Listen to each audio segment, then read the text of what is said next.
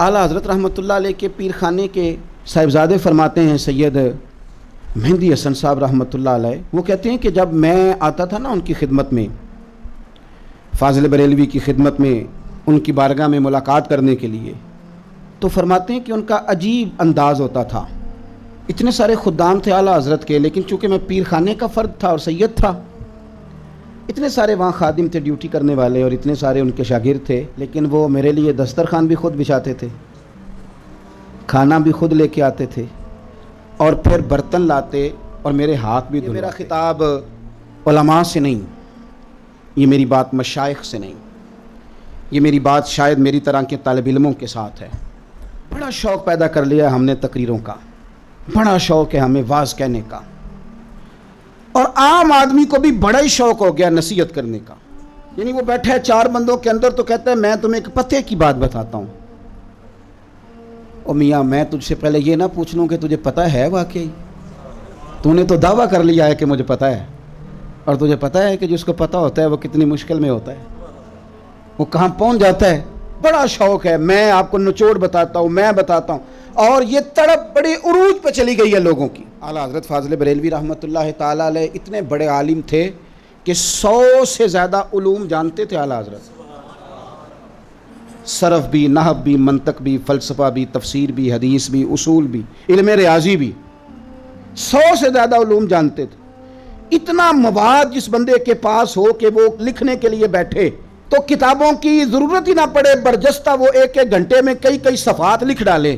ان کو تقریر کرنے کے لیے مواد ان کے پاس کم تھا، لیکن ان کی زندگی کو ذرا دیکھیں، بڑی تقریریں۔ اور میں آپ سے عرض کروں، میں بہت سارے دوستوں سے کہتا ہوں یار مثلاً آئیں جی آپ ایک خطاب سنا دیں، تو میں کہتا ہوں اتنے خطاب کیے، بتاؤ ان میں سے کتنے یاد رہ گئے، کتنوں پہ عمل ہو گیا،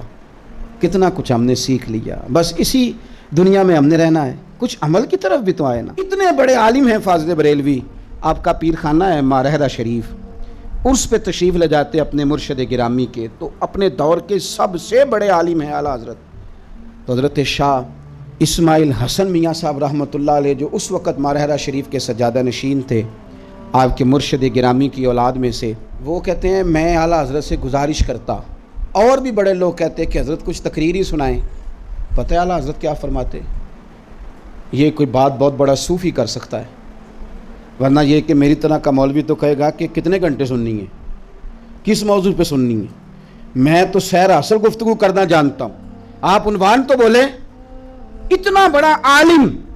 لیکن چونکہ مرشد کی بارگاہ میں حاضری دی تھی، اصلاح لے چکے تھے، وہ روحانیت کی دنیا کے مسافر تھے۔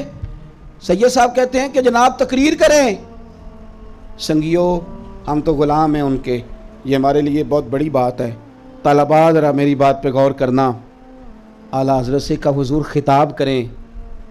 تو فرمانے لگے میں تو ابھی اپنے نفس کو واعظ نہیں کہہ سکا، اپنے آپ کو ابھی میں کچھ سمجھا نہیں سکا، تو تمہیں کیا سمجھاؤں گا، ڈھونڈتا پھرتا ہوں اے اقبال اپنے آپ کو، آپ ہی گویا مسافر، آپ ہی منزل ہوں میں، ذرا مجھے اپنے ساتھ چار باتیں کر لینے دو، پھر تمہارے ساتھ بھی کر لوں گا۔